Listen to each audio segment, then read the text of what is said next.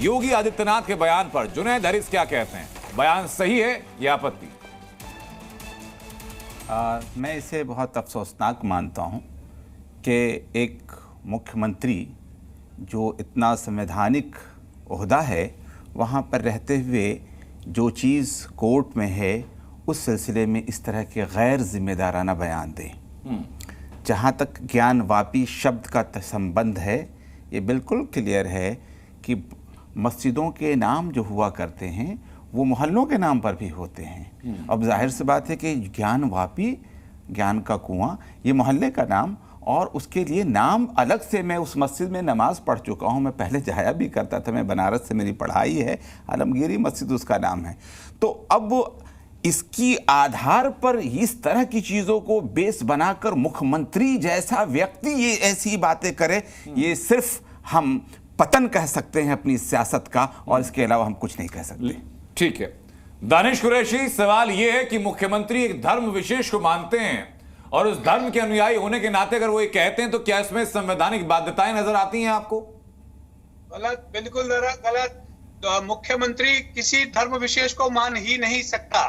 व्यक्ति कोई भी मान सकता है। योगी जी व्यक्तिगत तौर पे हिंदू हो सकते हैं या और कुछ भी हो सकते हैं, या और कोई भी धर्म का व्यक्ति कोई मुख्यमंत्री बनेगा तो वो व्यक्ति हो सकता है। मुख्यमंत्री हिंदू नहीं है, मुख्यमंत्री मुसलमान नहीं है, मुख्यमंत्री ईसाई नहीं है, मुख्यमंत्री पारसी नहीं है। ये समझ में भारतीय जनता पार्टी को नहीं आता।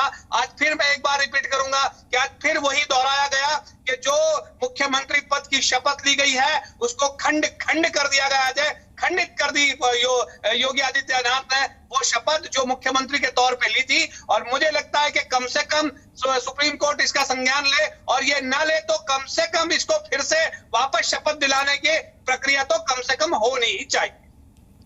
जो पार्टी ऑल इंडिया मजलिस इत्तेहादुल मुसलमीन नाम से देश के अंदर सांसद देती है, वो क्या ठीक है? फिर इसी पैटर्न पर अगर बात की जाए दानिश कुरैशी,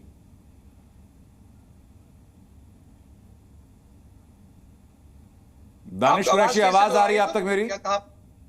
जी जी बताइए क्या कहा आपने? जिस पार्टी के आखिर में सिर्फ मुसलमान की बातें की जाती हों उसी पार्टी से सांसद चुनकर आ रहे हैं, तो क्या उस परिपाटी पर सांसद चुना जाना ये लोकतंत्र में हिस्सा भी लेना सही नजर आता है? फिर बिल्कुल मेरी बात सुनिए। ऑल इंडिया मजलिस इत्तेहादुल मुस्लिमीन उसमें रजिस्टर है इलेक्शन कमीशन में। नहीं, मैं इस बात से इनकार नहीं कर रहा हूं कि इलेक्शन कमीशन के पास रजिस्टर नहीं है। मैं तो इस बात को पूछ रहा हूं सर कि जिस पार्टी में सिर्फ मुसलमानों की अगर बात की जाती हो उस पर आप सांसद बनकर के आ जाते हैं, तो क्या फिर बेईमानी नहीं है वो? उसी तथ्य से जो तथ्य आपने योगी आदित्यनाथ या मुख्यमंत्री पद को लेकर दिया। सुनिए कहां से बेईमानी है? इस देश में हिंदू महासभा भी तो है, इस देश में शिवसेना भी तो है, नहीं है वो? फिर क्या कहेंगे आप? हिंदू महासभा है, शिवसेना के लोग हमारे साथ होते, मैं सवाल उनसे पूछता।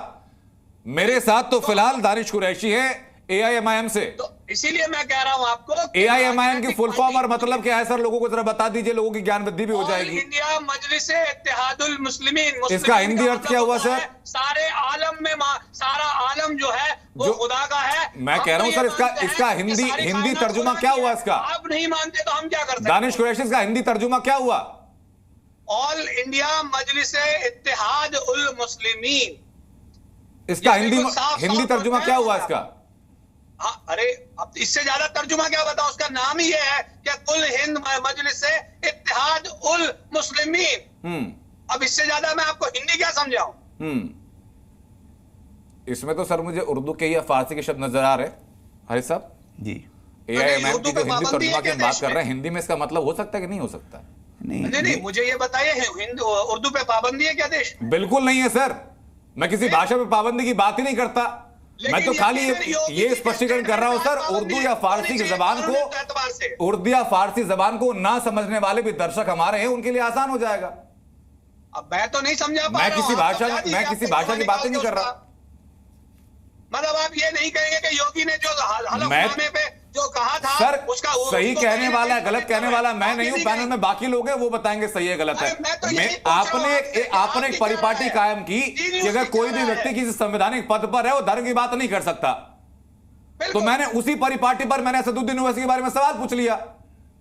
तो मैं वही तो कह रहा हूँ कि असदुद्दीन तो दोनों के स्टैंडर्ड पार्टी अलग अलग के- नहीं हो सकते ना सर। सुनिए, अगर आदर्श सुनिए, आपको उत्तर प्रदेश के मुख्यमंत्री के लिए नजर आता है तो आदर्श आपको सांसद के लिए भी नजर आना चाहिए। बिल्कुल, लेकिन उन्होंने जो ओथ ली है वो मेंबर ऑफ पार्लियामेंट व्यक्तिगत तौर पे ली है।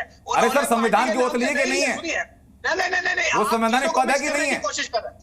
अनंत, आप चीजों को मिक्स कर रहे हैं। सुनिए, हाँ। मैंने आपको साफ तौर पे कहा, आप ये कहना चाहते हैं कि उसका जो रजिस्ट्रेशन है वो गैर कानूनी है। बिल्कुल तो नहीं आप ये कहना कह चाहता दीजिए सर कि मैं ये। इलेक्शन कमीशन गलत कह रहा है। मैं ये और बिल्कुल नहीं दूसरा कहना मैंने चाहता। कहा कि जो मुख्यमंत्री की शपथ है उस शपथ के अंदर में जो अल्फाज हैं कि देश की एकता, प्रदेश की एकता और अखंडता ठीक है सर, को बरकरार मैं लौट आऊंगा रखने आपके पास। हरिशंकर जैन जी मैं आपसे जानना चाहूंगा कि योगी आदित्यनाथ आज कहते हैं कि भाई जो ज्ञानवापी है, कुछ लोग उसको कुछ और कहते हैं, लेकिन मेरे लिए तो बाबा विश्वनाथ वही हैं। इस बात में आपको ऐतराज नजर आता है? कुछ क्या टिप्पणी है? दानिश कुरैशी और जुनैद हारिस कह रहे हैं कि भाई ये बड़े निचले दर्जे की बात है, मुख्यमंत्री को ऐसी बातें नहीं करनी चाहिए।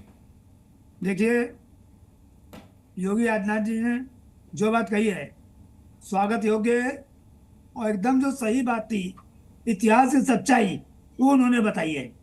और मुख्यमंत्री होके उनकी ड्यूटी है कि यहाँ की जनता को सही इतिहास बतावे और सही बात बतावे। उन्होंने अपने कर्तव्य का पालन किया है। दूसरी बात एक चीज बता दूं कि आप अभी ये AIM के जो अवधानी साहब में बात कर रहे थे, जी, तो इनका पूरा संविधान की सर्टिफाइड कॉपी मेरे पास है और पूरे इनके जो पार्टी का संविधान है उसमें केवल मुसलमानों की बात लिखी गई है। और सांसद भी शपथ लेता है, संवैधानिक पद है एक सांसद, और जो शपथ लेता है संविधान के अंतर्गत शपथ लेता है। और यह विधायक, और जो विधायक शपथ लेता है एज विधायक तभी मुख्यमंत्री हो सकता है। तो जो लाभ मुख्यमंत्री पर लागू होता है वही सांसद पर भी लागू होता है। जी, बड़ी साफ बात है। बिल्कुल सर। और इसी को लेकर के हरिशंकर जैन जी, मेरा सवाल भी था दानिश कुरैशी से, मैं लौटूंगा आपके पास। जी न्यूज़।